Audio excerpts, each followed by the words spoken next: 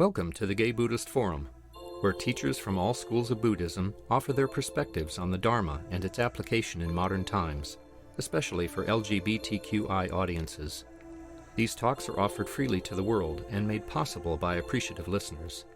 If you would like to support our efforts to share the Dharma with underserved audiences, please visit gaybuddhist.org.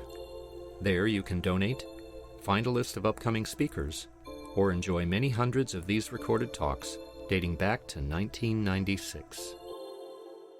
Well, first of all, I want to thank Chris, who reached out to me by email to if I would be interested in coming to offer a talk, and I was happy to do that. So thank you so much for inviting me and for your fellowship to welcome me here. Thank you so much. And I was asking Chris about what do you want me to talk about, and Chris was very open. Talk about anything you want, but you might want to mention something about what brought you to Buddhism, so I could do that, and how that got entangled with mindfulness-based stress reduction. And then I believe that he may have sent out some information about a practice that I'm very much involved with, called the 32 Parts of the Body Meditation. Is that right? Did some of you receive something about that as well? So this will be kind of a tapestry of these areas. And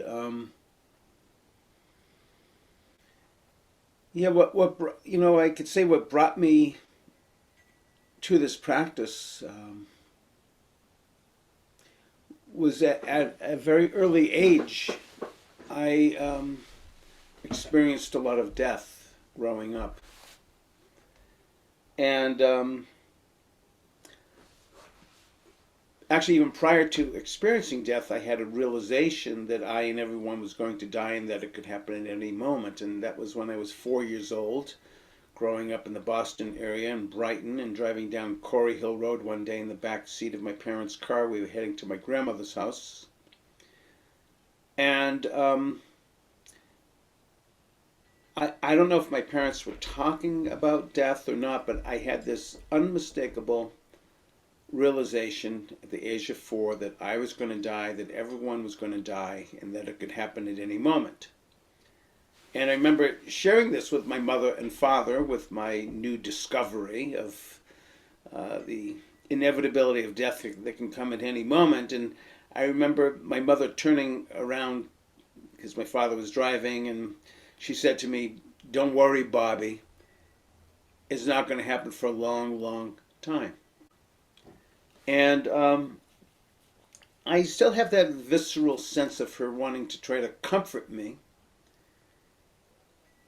But what I knew was what I knew, and that was that she was not telling me the truth, because death could come at any moment. There was no guarantee it was going to be a long time, and what is a long time anyway? I remember talking with my Burmese meditation teacher, Blindit Seto, on his 80th birthday, and I asked the Seto, "You're now 80 years. How long has 80 years been?" And he looked at me and he smiled, and he answered it this way: 80 years. 80 years. 80 years.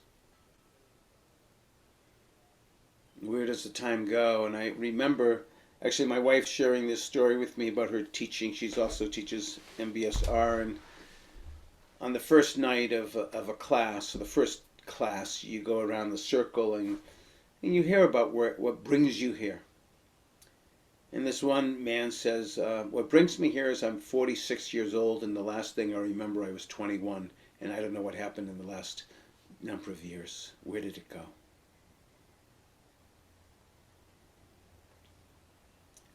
So after this realization that I was going to die, and that is a powerful moment when you realize that it's going to happen. How many of you recall the moment you realized that it was all going to last? Does anybody recall that moment in your own life? You could raise your hands. Or maybe you're finding out just today for the first time you're going to die. Sorry if I'm giving you this news. But it's a powerful moment. It's a powerful moment. It was for me, anyways. And the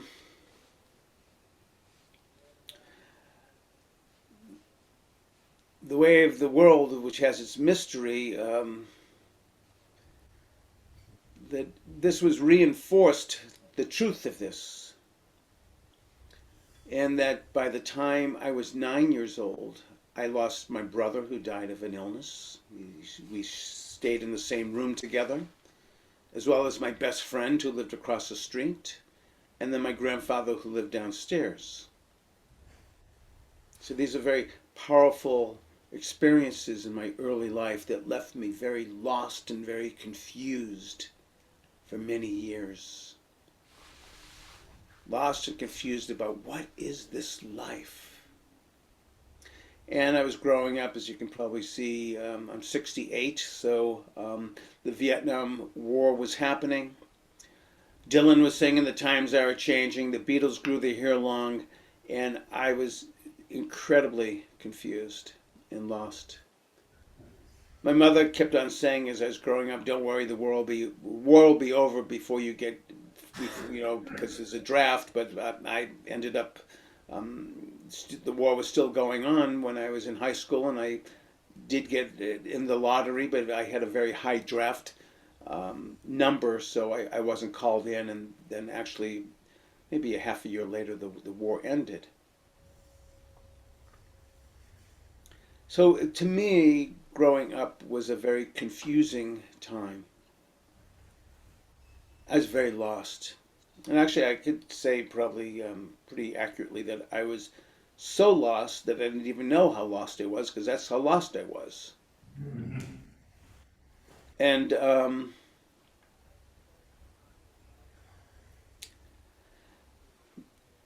I wasn't really that interested in school, and school didn't really make much sense to me. But I did barely manage to graduate, and I didn't know quite what to do in life. I was working at a chicken restaurant, and a friend of mine said, "I'm going to take a fifth year of high school to try to get into a college. You want to join me?" And I was fortunate enough to be able to think about that and to say yes and to do that. And while I was doing this fifth year, my friend was going to go to college, and so I started thinking about maybe this is what I should do. And I felt, of course, with my white privilege, I was able to do this. And in looking at different schools to go to, I got into downhill skiing, so I wanted to go to a place where I could ski and have a good time.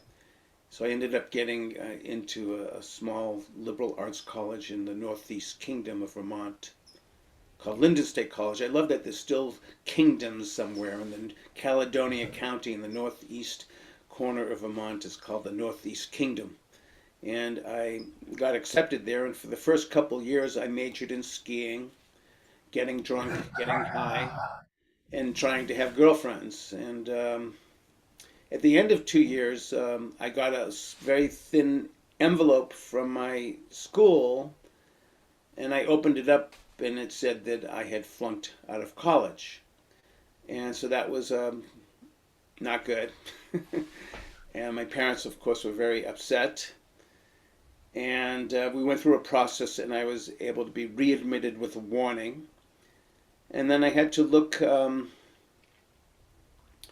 mother begged me to see if there's any courses that I had any interest in.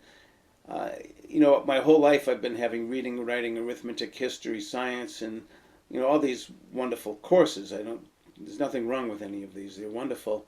But they didn't speak to me. I was just so lost, confused, and so she said, "Well, look at the catalog. Maybe there's something." And then something caught my interest. And I could understand the first half of the name of the course, but the last half I couldn't even pronounce the words. The first half was "The Wisdom of the East."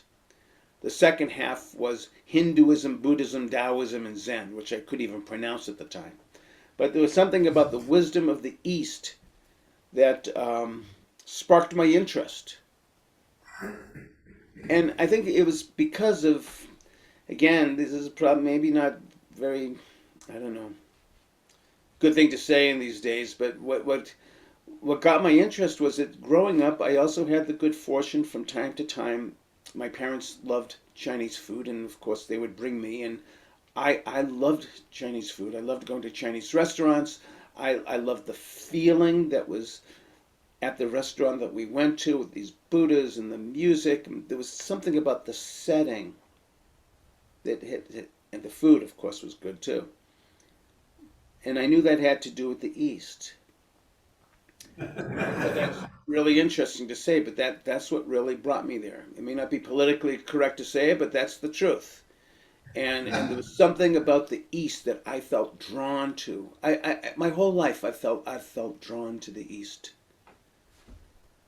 And so I went to this class, The Wisdom of the East, Hinduism, Buddhism, Taoism, and Zen. And I walked in, and my professor was sitting on top of his desk in a full lotus position. I had never had a professor like this before. I felt like maybe I entered into Hogwarts. I mean, most of the professors are sitting behind their desks, and they're all kind of uptight and suit jacket and tie. And there was this guy in jeans sitting on top of his desk in a full lotus position, and he established eye contact and a smile and a welcome to every single person that walked into that room. And I had never been around a person like this before. There was something very genuine about him, something very sincere, something humble and kind. His name was Bill Jackson.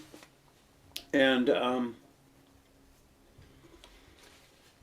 so I started going to this class, and I really, it was very unique. And then he wanted us to begin by reading the Tao Te Ching by Lao Tzu, the book of the Tao, the way of life. And I started reading this very small book. It's only got like 81 or 82, I forget what it is. I think it's 81 epigrams, little poems, little sayings about life, little reflections about life. And they were absolutely profound to me.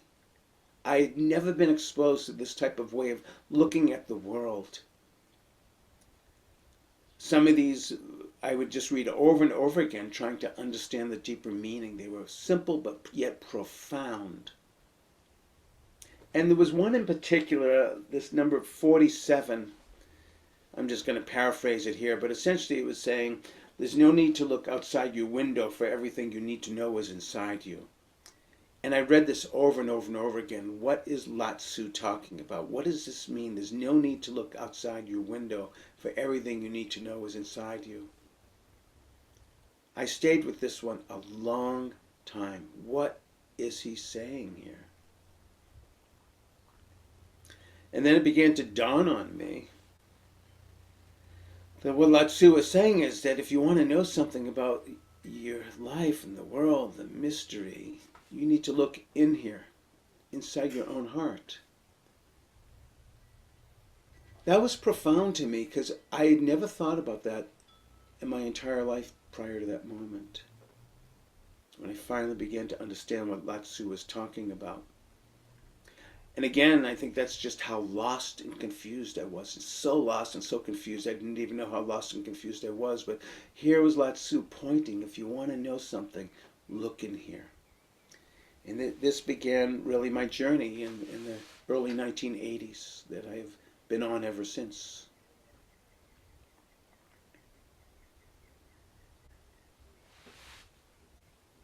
This was the beginning of practice, and by the time I moved to San Francisco to enter a graduate school that was called at the time California Institute of Asian Studies, that later became the California Institute of Integral Studies, it was there that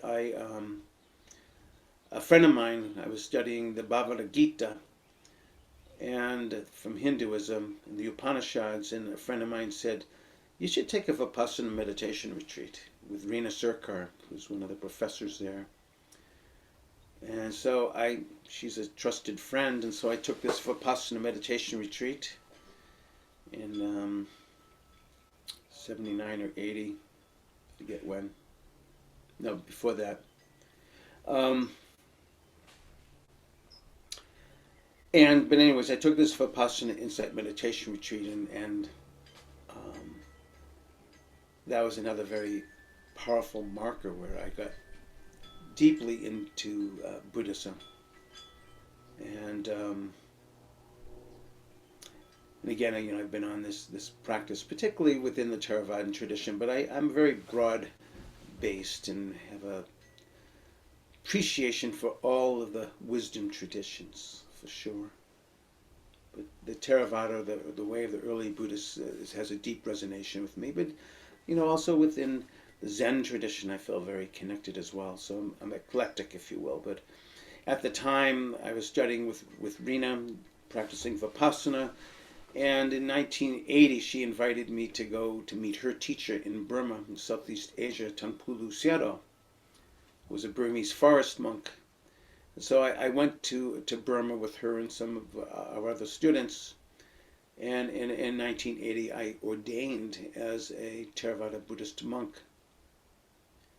And that's where I was actually introduced to the 32 parts of the body meditation, because when you're getting ordained, as they're shaving your head, the monastics are chanting Ketaloma Nagadana Tuso, Mantham Naru Atyatamazam Wakam, Hariam Yaganangalomagam Piakam Papatham, Antham Andaguna Udarian Keritam Matulungam, Petam The Mampo Bolohitam Thedo Mado, Athu Watha Kelo Thinganikalathikam Modam. So I asked the translator, what are they chanting? As they're shaving your head, they're chanting over and over again, Gedaloma Nagadana Daso. And so what the translator said is this is what they're saying. They're saying head hair, body hair, nails, teeth, skin, flesh, sinews, bones, bone marrow, kidneys, heart, liver, diaphragm, spleen, lungs, large intestine, small intestine, stomach, feces, brain, bile, phlegm, pus, blood, sweat, fat, tears, grease, saliva, mucus, oil of the joints, and urine.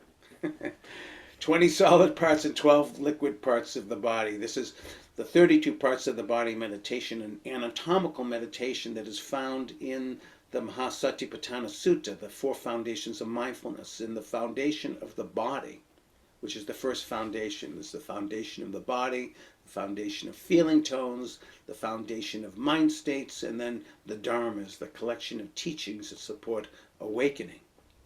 But within the foundation of the body, there is 6 different practices. Many of us in the West are very familiar with the first 3, being mindful of the posture that we're residing in, being mindful of the breath as we breathe in and breathe out, and bringing our clear comprehension of mindfulness to day-to-day activities.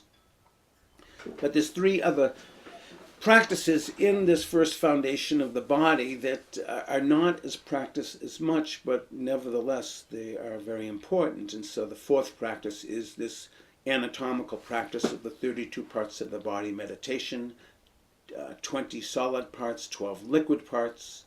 And then there's a meditation, the 5th one, on the 4 primary elements that compose all material phenomena: solidity, liquidity, motion, and temperature. And this, by the way, is a very powerful practice that helps to dissolve that sense of separation. It dissolves a sense of us and them, dissolves a sense of an inside and an outside, because all material phenomena from Buddhist psychology is made of these solids, liquids, motion, and temperature. Even Albert Einstein once said that separation is an optical delusion of our consciousness. It's a powerful statement from this physicist, that separation is an optical delusion of our consciousness. And so from the material form of the elements, you could see that there's some sense to that all material phenomena has solids, liquids, motion, and temperature. And so perhaps that sense of the separate notion of self begins to dissolve to some degree. So this is the 5th practice of the elements. And the 6th practice is a practice on the mindfulness of death. It's actually a very graphic practice, and I'll spare you the 9 graphic details, but essentially it's about what happens to a body on the first day of death, and then 9 different stages of decomposition until the last stage is the body turning into dust. And this is a very powerful practice to become mindful of this ever fragile and impermanent life that we live. It's precious and fragile. So that's the 6 practices found within this first foundation of the body. So just to go on just a little bit more, so studying with Rena and then becoming ordained temporarily for some months, and then we invited the monastics to come back to the United States, and so we came back, and then we invited the monastics. We were renting a house in San Mateo, and at a certain point the Seattles were saying it would be nice to get a more permanent place, and so within the Western and Burmese community in the Bay Area, we were very fortunate to buy a property in Boulder Creek near Santa Cruz, north of Santa Cruz, near Big Basin State Park, and we bought a place that became a monastery that I then lived for the next 9 years in this monastery.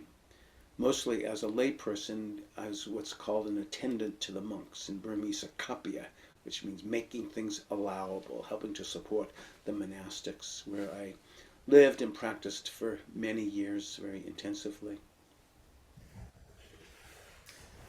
And then eventually leaving the monastery after about 9 years, and which is another whole big story that I won't go into. But I needed to find some work, and I got a job at a Cabrillo College Stroke Center here in Santa Cruz, and it was working with people with strokes and Parkinson's, MS, other neurological or orthopedic conditions. My job was a counselor. And part of my job as a counselor, as well as interviewing people coming into the stroke center, as well as supporting people if there's emotional and different things going on, but also teaching classes. And so I began to teach mindfulness there in a group setting. And I would hear anecdotal people saying, this is really helpful. Like I remember this old lady saying, yeah, this mindfulness stuff is keeping me out of the nursing home. And I said, what do you mean? She goes, well, look at me. I'm an old lady. I got to get up in the middle of the night and I got to pee. And I have to walk from my bed to the toilet. And so with my walker, I'm walking to the toilet and I'm being mindful of lifting, moving, and placing. And because I'm mindful of walking, I'm not going to end up falling and breaking my hip and ending up in a nursing home. And so I'd hear these type of stories like this, or people that are beginning to reconnect with their right arm or their right leg that is no longer working the way that it once did, in developing a more wiser, kinder, or more compassionate type of relationship. So I remember sharing this with an ex-monk friend of mine, and he said, well, there was a book just written by John Kabat-Zinn called Full Catastrophe Living, and I'm going to send this to you. And so he sent me this book, Full Catastrophe Living, and I started reading it, and I couldn't believe some guy had created a whole mindfulness-based stress reduction program for people living with stress, pain, and illness at UMass Medical Center. And as I read the book, I could see that actually there was, in a recontextualized way, some of the essential core elements of the Dharma were right there. I was like, wow, I can't believe this. So I actually wrote John Kabat-Zinn a letter, and a few weeks later, he called me up and said, we had a nice conversation. He thanked me for writing to him, said, he invited me to come and visit him at UMass Medical Center if I ever get that way. And, I mentioned to him that my parents are from Boston. I was actually going to be going there in a couple months. And so he said, great, why don't you come and visit us? And so I did. This was like in 1990, I think, right around there. Yeah, 1990. So essentially, I met with them, and I was very inspired. Well, I want to start something like this here at the Stroke Center as well. And he said, "Great, go for it. Like the curriculum's in full catastrophe living, and go start teaching," because he knew I lived in a monastery for many years, and go start teaching. If you have any questions, give us a call. That was my training. And later, of course, they developed, it's much more sophisticated MBSR teacher training and so forth. But those were my early years. And so I began teaching mindfulness-based stress reduction at the Cabrillo College Stroke Center, then later at the Santa Cruz Medical Foundation, then actually one of the first chairperson of the board of Insight Meditation West, which became the Spirit Rock Meditation Center, Howard Noodleman. He was a physician at El Camino Hospital, and he had found out about me teaching MBSR. And he got a second diagnosis of a pervasive cancer that was terminal. And he called me and said, can you come to El Camino and begin the MBSR program there? Because I'm not going to be able to, I won't be there. I'm dying. He's also the first president, the chairperson of the board of what later became Spirit Rock. And actually, for those of you that are students of Gil Fronsdale, Howard gave Gil his sitting group. That's how Gil got involved with, first it was in Palo Alto and then later to Redwood City. So Gil and I always talk about that we both have the same patron saint of Howard Noodleman. Like without him, Insight Meditation Center would not have happened in Redwood City, and the El Camino program wouldn't have happened either. So we're both deeply indebted to Howard Noodleman, who bestowed these gifts to us. So I began teaching at El Camino Hospital I've been there for, actually it'll be 30 years next year, in 2023. But I began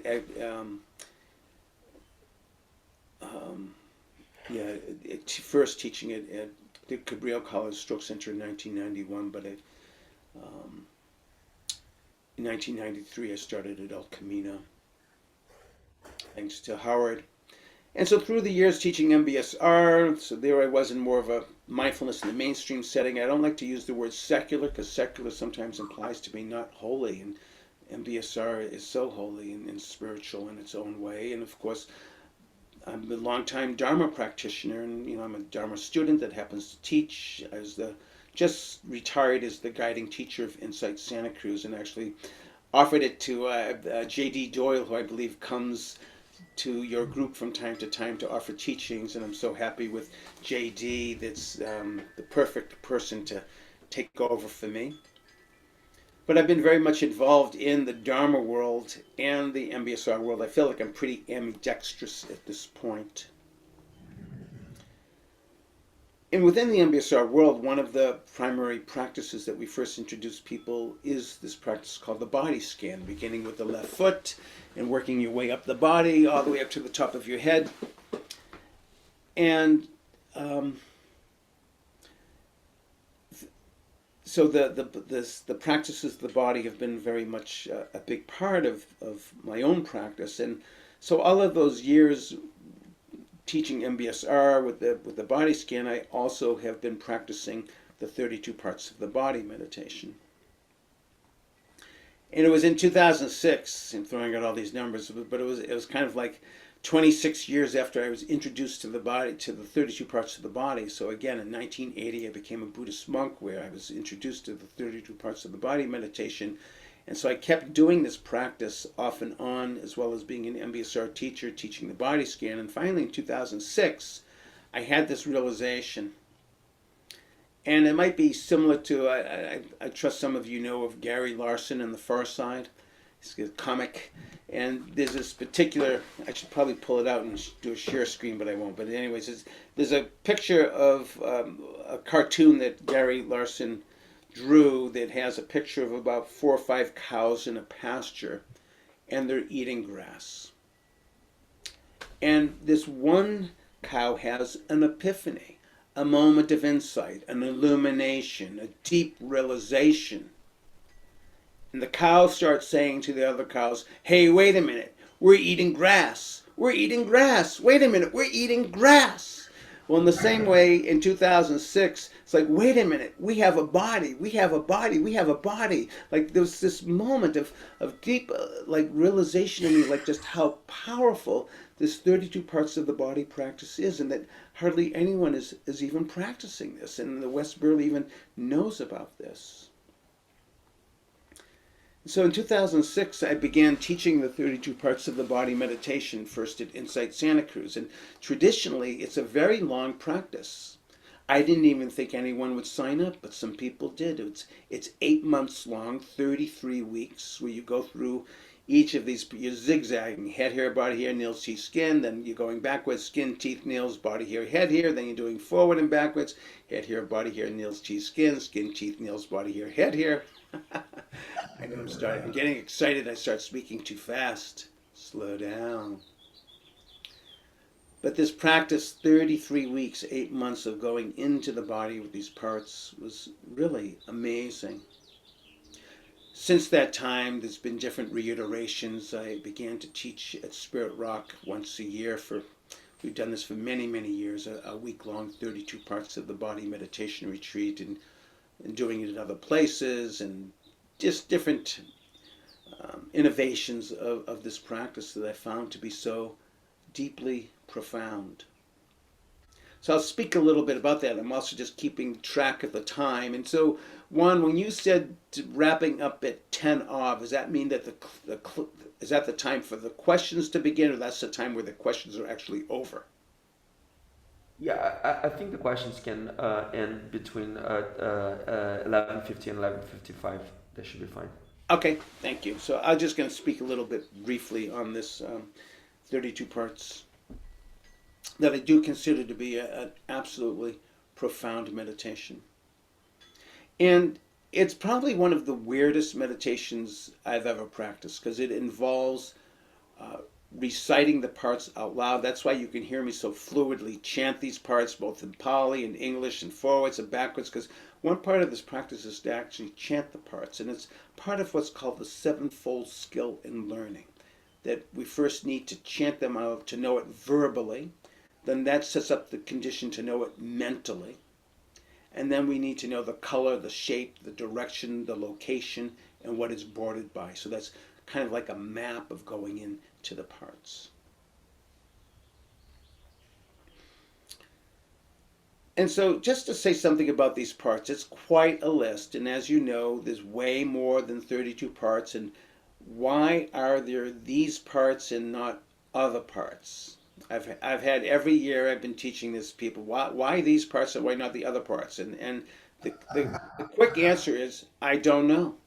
And I've combed through the canonical literature and commentaries, and there's really not much to say about why these parts and why this order. So, you know, we know that 2,600 years ago, the knowledge of anatomy was not as great as it is now, but even then, of course, many parts were omitted.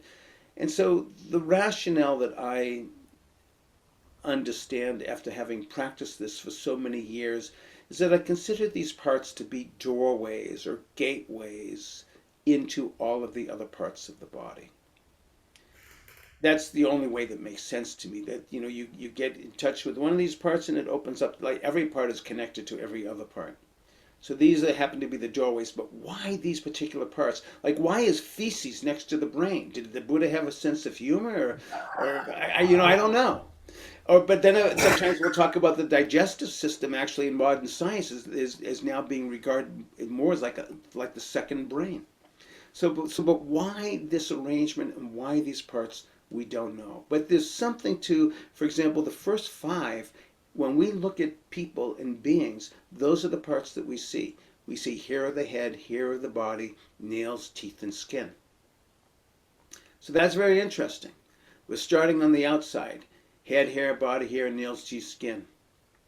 And you know, this is something to take note, because the cosmetic industry certainly has taken note of it. How much money and time do we fuss with head hairs, body hairs, nails, teeth, and skin? It's a multi-billion-dollar industry. Fussing with head hair, body hair, nails, teeth, and skin.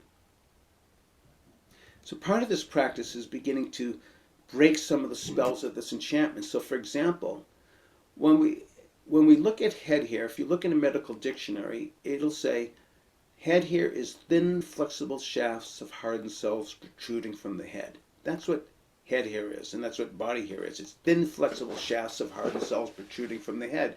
And it has some function. Its function is for thermal regulation. Well, if you got head hair, it keeps you warm. There's a thermal regulation element, and also some protection from ultraviolet light. That's actually what head hair is. But we create a whole world around head hair. Sometimes with my partner, when she comes back from the getting her hair done, because I don't have to do it anymore, I'll say, like, she'll say to me, like, how's your thin, flexible shafts of hardened cells doing today? And it kind of breaks some of, like I can get so uptight about my hair.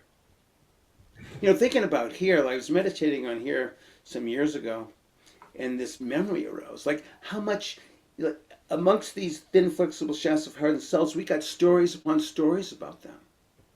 And as we sit with them, we begin to see them. So this practice reeks of what comes up personally and then the impersonal. It reeks of anatta, of non-self. But then again, the fabrication of self. So for example, I was meditating on head hair some years ago, and up came a memory of when I was 13 years old. I had had a bar mitzvah that night, that day. That night was the party, for the bar mitzvah party. And I was the VIP, if you will, because I was the bar mitzvah boy, and that night was the bar mitzvah party for the bar mitzvah boy, and I remember at the party going into the bathroom, and I brought with me a tube of Brill cream. I don't know if you remember Brill cream, and then we used to have this little thing that said, like, a little dab will do you.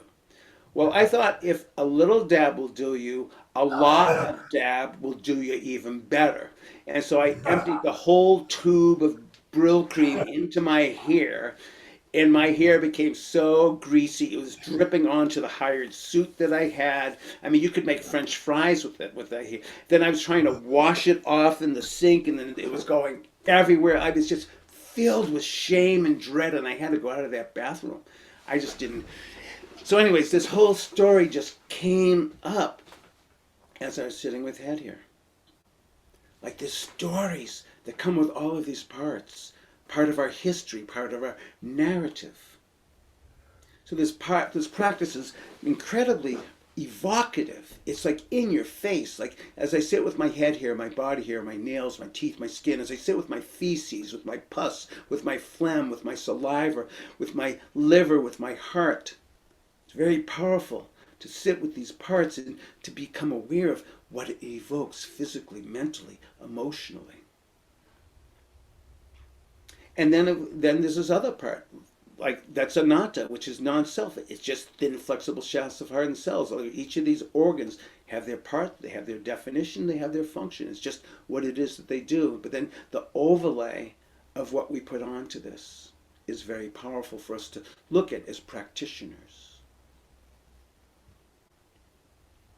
So it's interesting, head hair, body hair, nails, teeth, skin, these are the parts that we see with each other. Then the next grouping goes underneath the surface to muscles, flesh, sinews, or muscles or connective tissue, bones, bone marrow. And then it jumps to kidneys, like what the heck, kidneys here? But that's kind of interesting is that the bone marrow is about, it's the development of blood formation, and kidneys is blood filtering, blood purification. So there's some semblance here of some type of connection to things.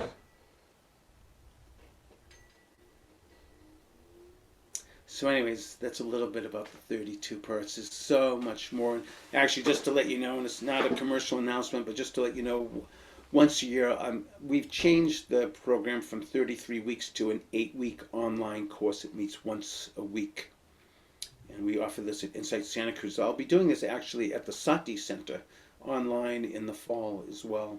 An 8-week course on the 32 parts of the body. But to me, it is one of the most profound of practices. And my teacher, Tampulu Sero, would describe this as the most eminent of the Satipatthanas, the 32 parts of the body that are only taught during the times of the Buddha's teachings. So anyways, this is, I'm looking at the time and want to give some space if there's some comments or questions. And thank you so much for your attention that I get to tell these stories and hopefully not putting you to sleep, but that I can share a little bit about this. And so thank you so much. Thank you, Bob. Thank you very much for the great talk, and I'm glad I got to notice that I was muting the room, and I hope you got to hear some of the laughs that you generated here. So does anyone either here or in Zoom has a question?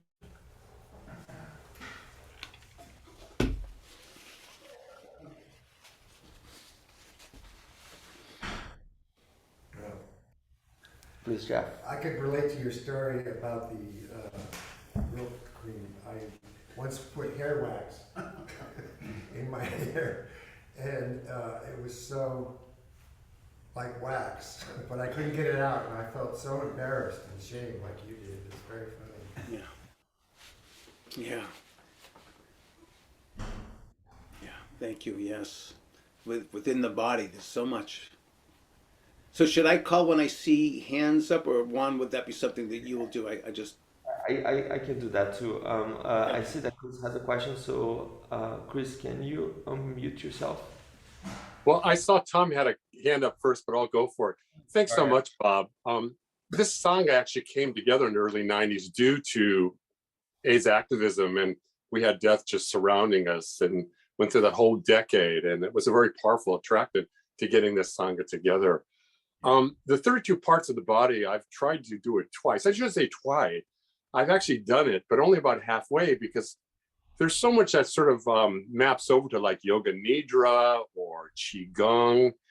Many of the neuroscientists now and emotion researchers like Lisa Feldman Barrett, Antonio Damasio, really speak on this whole feeling being that we are. Our mind just almost goes an inch away from our body. And I did a lot of modern dance in my youth, and a lot of visualization. So I mapped over those parts, but I'd be interested in doing this. And I want to just comment that the Santa Cruz Insight, your senior students and teachers, you have a very powerful group there with J.D. Doyle. And I'm sure that's through the help of your guidance. I just had a question. A number of teachers I practice with speak about Rina Sirkar a lot, and I just have this vision of her.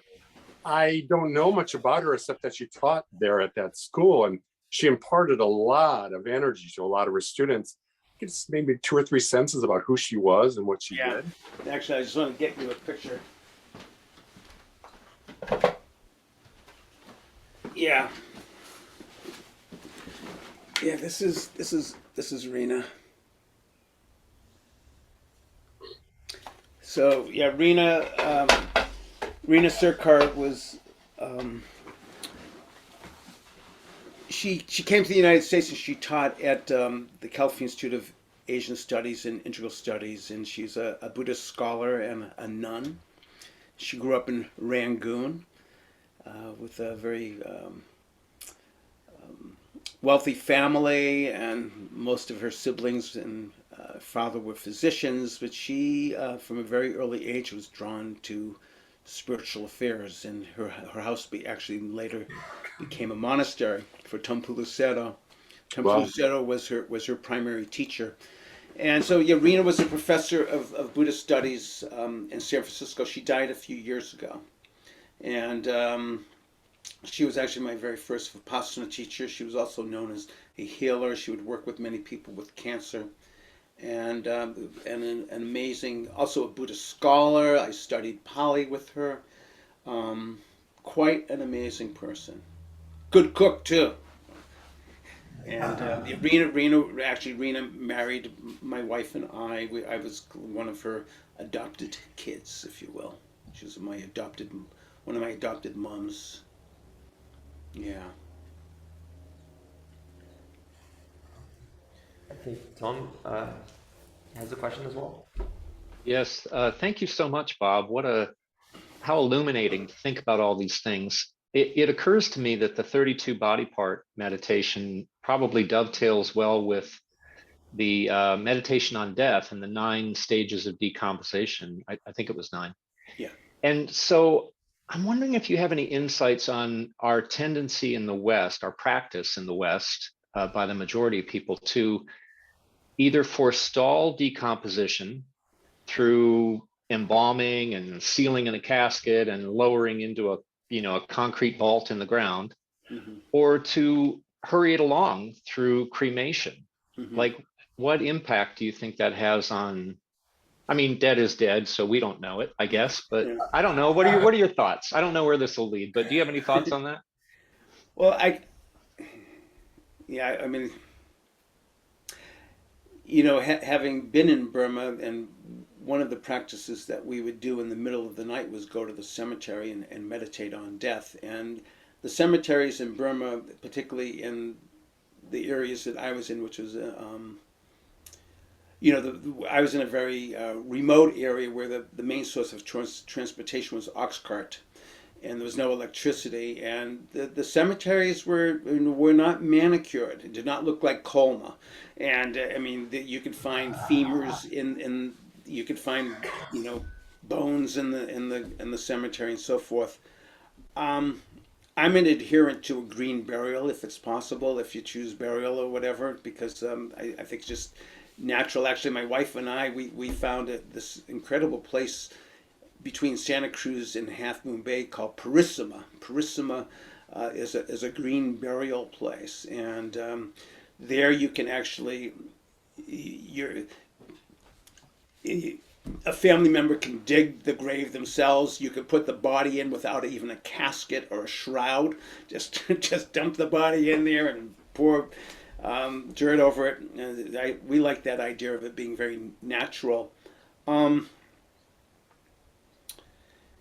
Yeah, I mean, death is hidden, and but it's so funny. I often will do day-longs at cemeteries, and there was a period of time where I knew the funeral director of this one place, and we would go into the chapel there, and we would meditate there, and then they had like a casket room. And so interesting, on the caskets there was be these little signs that says we cannot guarantee non-leakage. and then I put my hand on the they have like a little bed, like a little foam cushion inside the casket, and I was going, that feels kind of comfortable. Like, of course, when I'm dead, like, who the hell cares whether it's comfortable or not? I will say one thing, and I don't say this as a political act, but I had this realization, and maybe it's because I'm really into the body, and it's very interesting in decomposition. It begins inside the body. It doesn't begin by the guys outside coming to eat you, even though they will, but it's the guys that live inside you. There's actually, we're like about 1/10 human and 90% microorganisms. And so there is, the microorganisms within the body begin to eat of itself. That's where decomposition begins. And when I began to realize, like they say that in 1 square inch of skin lives 32 million bacteria. So there's like way, way more living beings that are living in and on the body than what you think you are. Like, I'm the only one in here. There's actually a teaching within the Dharma called living with the many. There's actually a literal teaching called living with the many, and actually another time I could tell you the stories of Tangpo Lucero teaching us about the different organisms live in the body. And because of all of this, I've personally decided that I don't want my body to be cremated, because that would be like killing millions and millions of beings that could actually benefit by eating the body. So I very clear that I want this, may this body be a feast to the beings there. So that's, anyways, a few reflections. Beautiful, thank you. Thanks, I'm realizing I'm looking at the time. I want to be sensitive, so maybe this is a good place to pause.